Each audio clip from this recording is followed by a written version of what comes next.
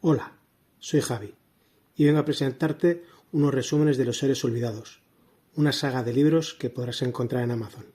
Si te gustan las aventuras y las emociones, no dudes en conocer a estos personajes. Te sorprenderán. Disfruta las narraciones y nos vemos pronto.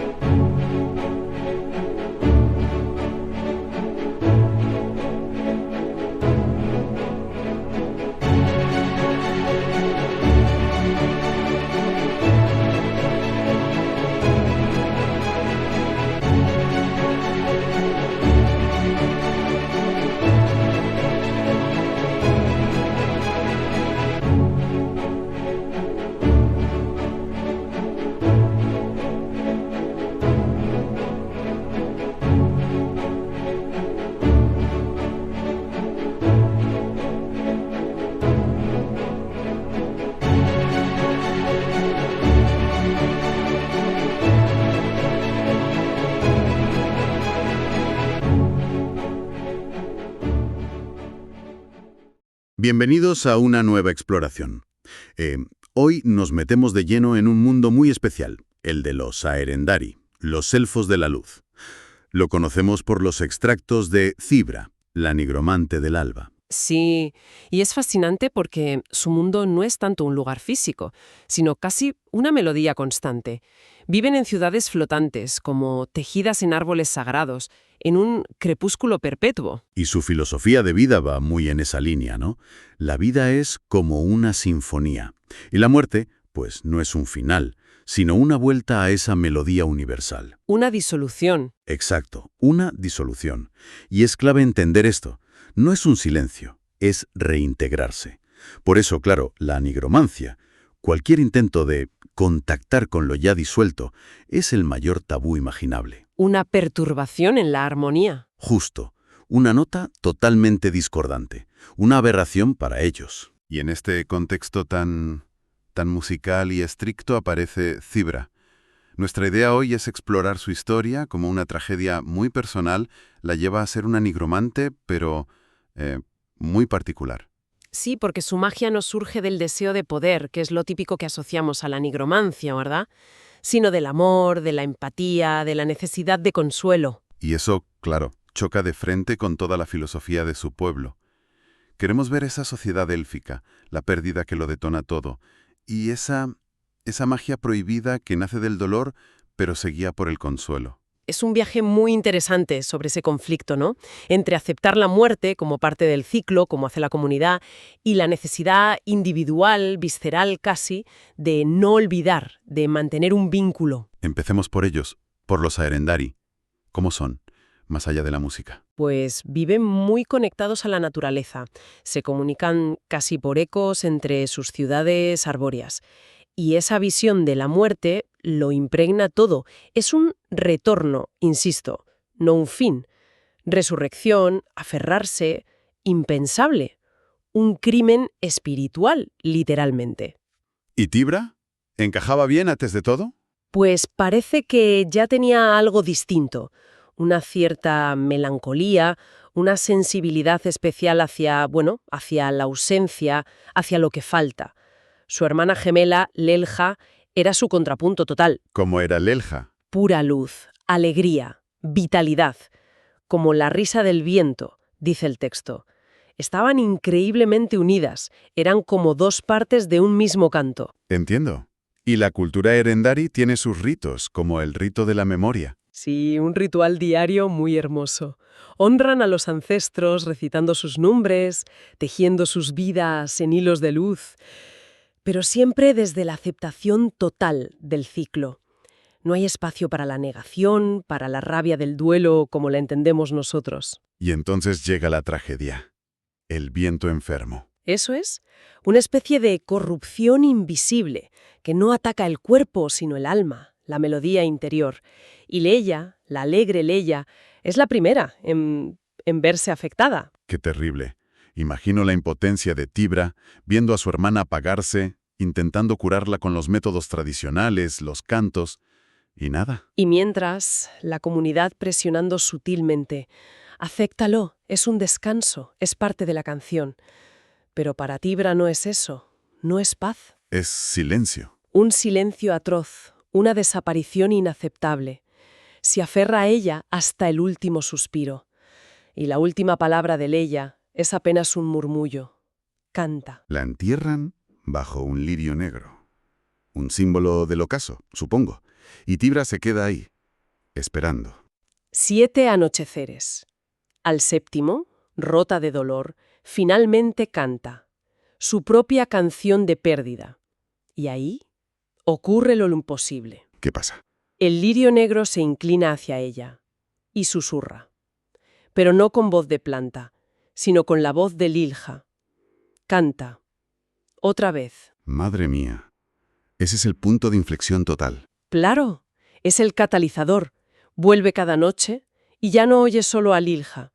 Oye más susurros, ecos, fragmentos de recuerdos que no son suyos. Y empieza a germinar la idea herética.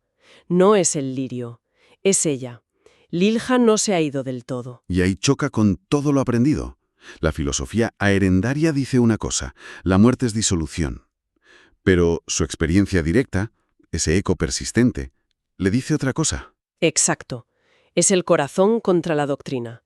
Ese impulso de alcanzar a su hermana la pone en un camino peligroso para su cultura. La lleva a buscar respuestas fuera de lo permitido. Sí, abandona los senderos conocidos.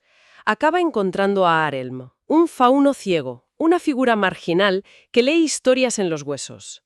Él le habla de un texto prohibido, el Grimorio de Sizael, ¿Y dónde está ese grimorio? guardado en el santuario de Corteza Fría, un lugar sellado. Y para entrar, Cibra comete su primera gran transgresión. ¿Qué hace?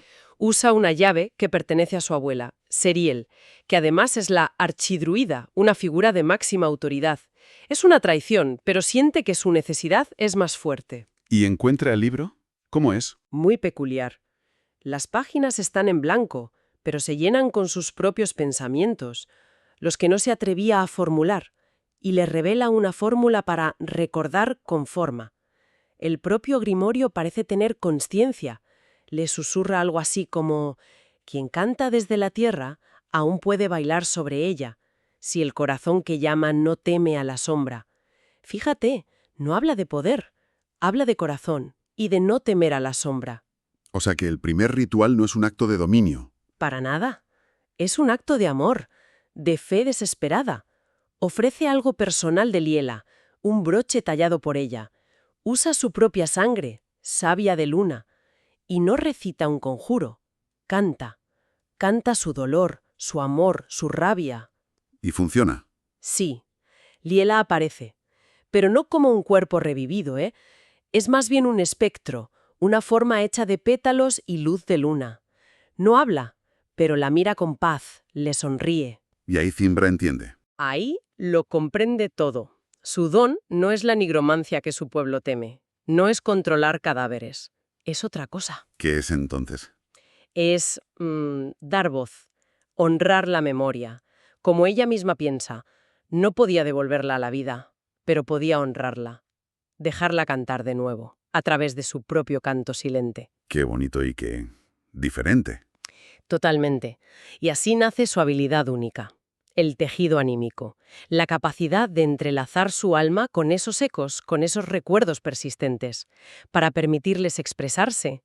El Grimorio incluso le da un nombre: Ciura lejana, la que recuerda cantando. Una nigromante de la empatía. Exacto.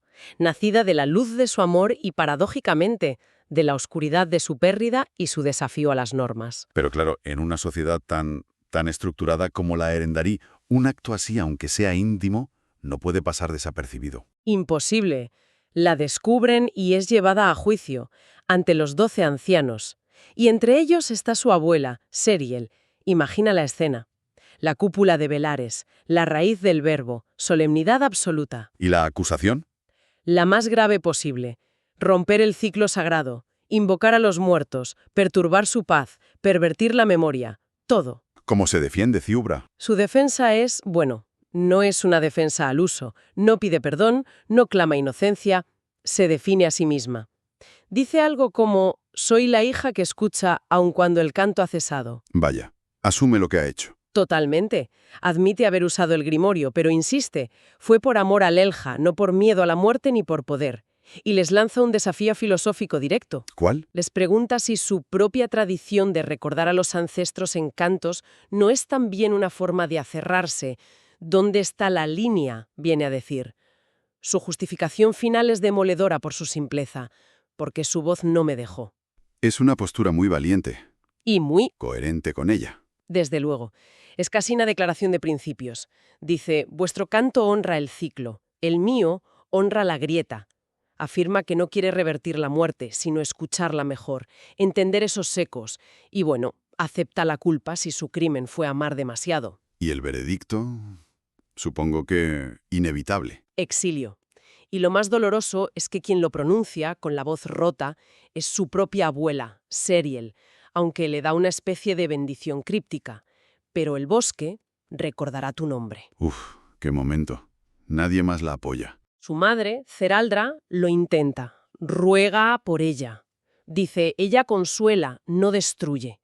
Pero los ancianos son implacables. La tradición pesa demasiado. Así que se va. Se marcha hacia la espesura, hacia lo desconocido, sin mirar atrás. Y lleva consigo el lirio negro de la tumba de Lielja, que ahora lleva en su mochila y parece palpitar. El exilio la lleva a la fronda vacía. ¿Cómo es ese lugar? Es una tierra desolada, pero no por muerte natural, sino por olvido, como si la hubieran abandonado y se hubiera marchitado. Allí descubre unas ruinas, un anfiteatro hundido. ¿Un lugar simbólico para ella, imagino? Sí, resuena con su propia soledad, y resulta que no está vacío del todo. Está lleno de ecos fantasmales. ¿Fantasmas normales? No exactamente.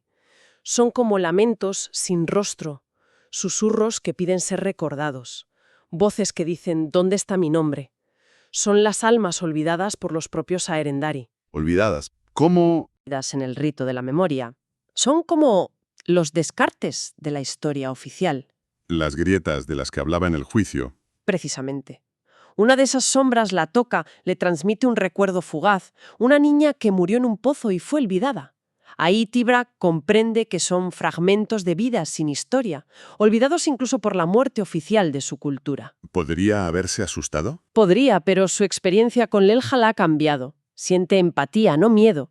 Decide ayudarlos. Abre su grimorio y usa unos hechizos nuevos, Simbariel, Trenel. ¿Para controlarlos? No. Son hechizos para tejer pertenencia en ecos perdidos. No canta un conjuro de poder, sino una nana. Una canción de hogar, de recuerdo amable. ¿Y qué ocurre? Las sombras encuentran paz, recuerdan pequeños fragmentos de sus vidas y se disuelven, pero no en la nada, sino en un polvo plateado, como si por fin descansaran.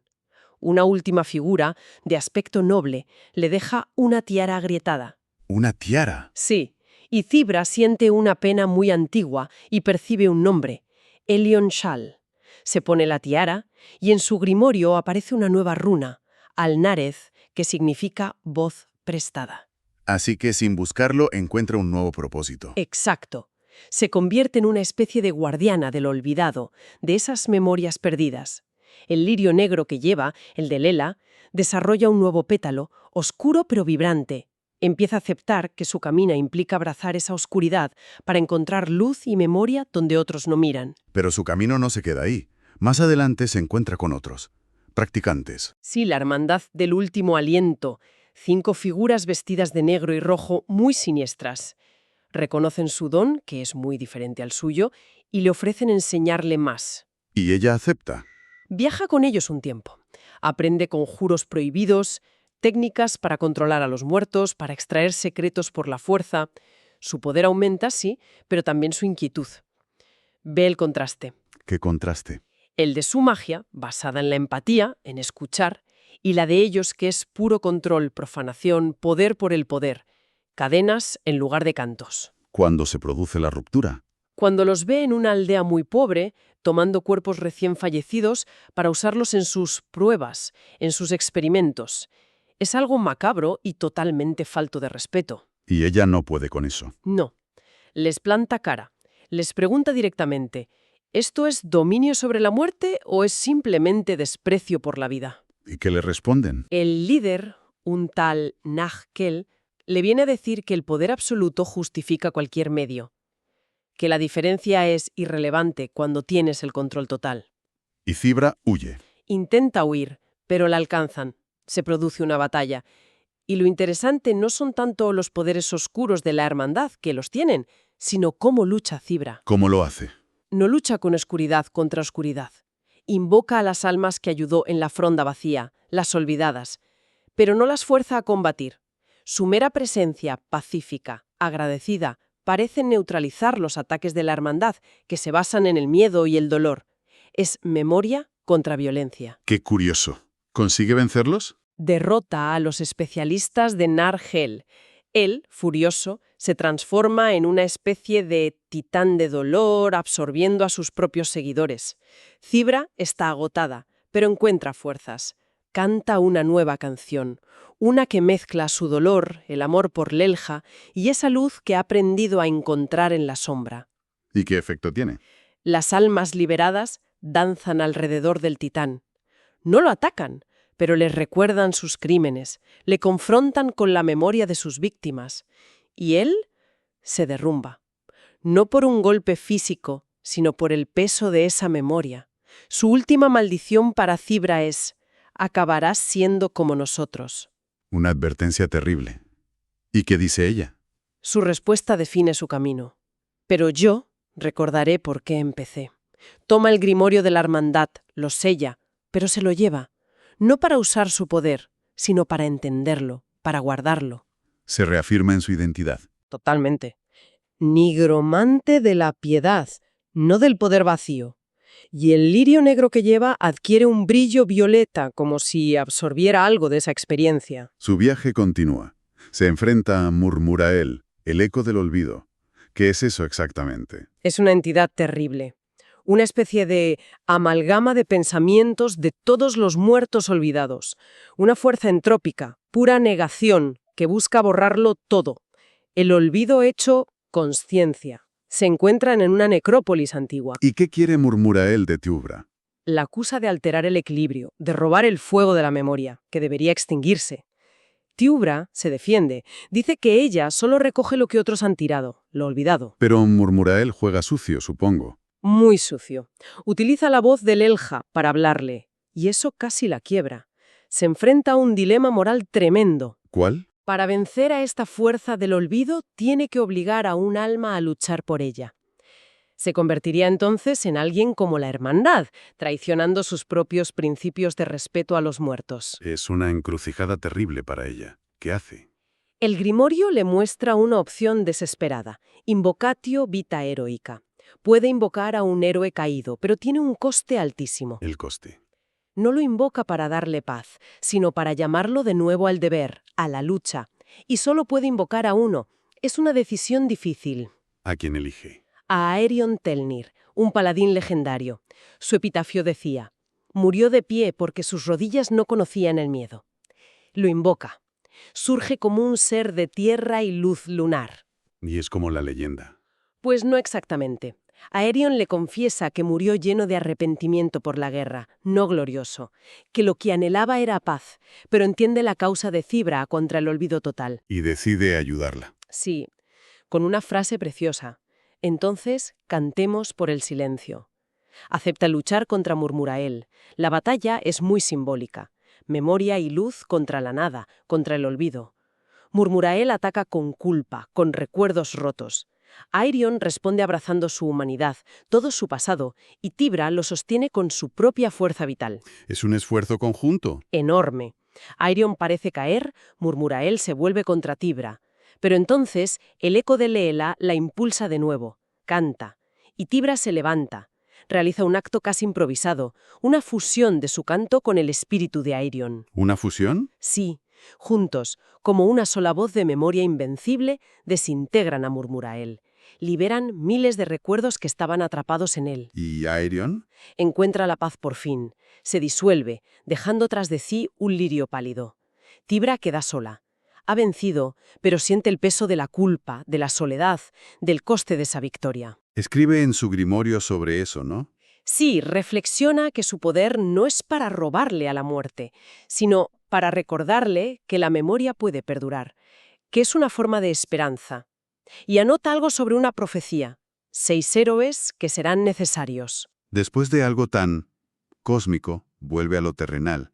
Y no le va bien. No, intenta algo simple, un acto de consuelo, mostrarle a un anciano humano el espíritu agradecido de su perro muerto. Y la reacción de los aldeanos es Miedo. pánico. La llaman bruja, la expulsan. Es una realización muy amarga para ella. Los vivos la temen, los muertos la necesitan. Y encima, empieza a notar algo peor. Sí, el coste personal de su don se hace evidente. Intenta conectar con el recuerdo del Elja, la razón de todo, y cada vez es más débil, más lejano. Se da cuenta de que sus propios recuerdos son el combustible de su magia. ¡Qué terrible! ¿Podría perder al Elja por intentar honrarla? Exacto. Es una paradoja cruel. Guiada por el grimorio, llega a un lugar llamado la Caverna del Coro Silente. La puerta solo se abre si declara sus intenciones sinceramente. ¿Y cuáles son? Buscar comprender, no controlar. Escuchar solo a quien desea ser recordado. Nada de forzar. ¿Qué encuentra dentro? Una caverna con cráneos incrustados en las paredes. Y en el centro, Ateramen, el último bardo arcano, congelado en el tiempo con una lira rota y una antorcha apagada. Otra prueba. Sí. Al tocar la antorcha, entra en un plano espiritual. Ve la historia de los bardos arcanos, como sus cantos, que eran de memoria y consuelo, fueron corrompidos, usados como armas. Escucha sus confesiones de culpa. La prueba es, ¿hará ella lo mismo con su don? ¿Y qué responde Cibra? Con compasión. Dice que ella es testigo, no juez, que su propósito es guiar la pena, acompañar el recuerdo, no usarlo para el odio o el poder. Y los espíritus de los bardos la aceptan. Le dan algo.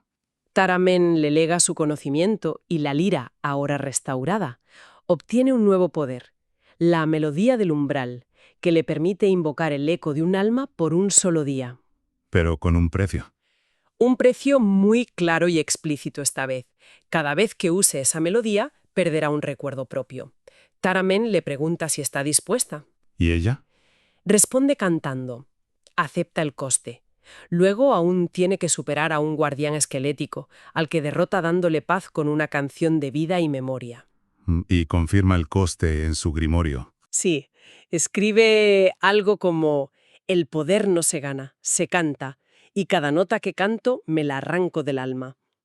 Y nota cómo otro recuerdo de Leila se vuelve más borroso. También anota otra profecía: un héroe sin nombre espera su canción. Su camina la lleva de vuelta a casa, a Telenseret. Sí, siente una llamada.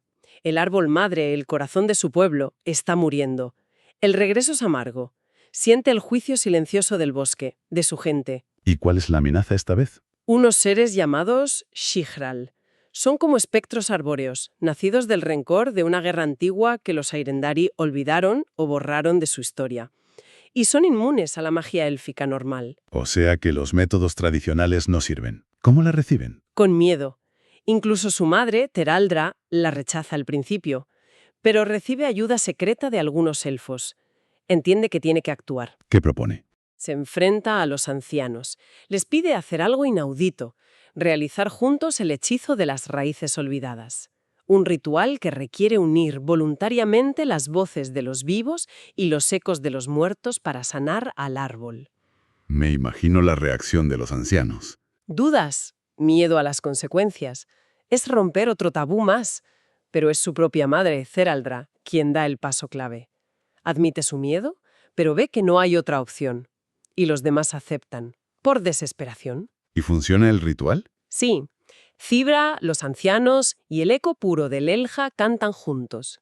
Durante el ritual, un Shigral consigue comunicar su dolor, el dolor de haber sido borrados de la memoria, olvidados.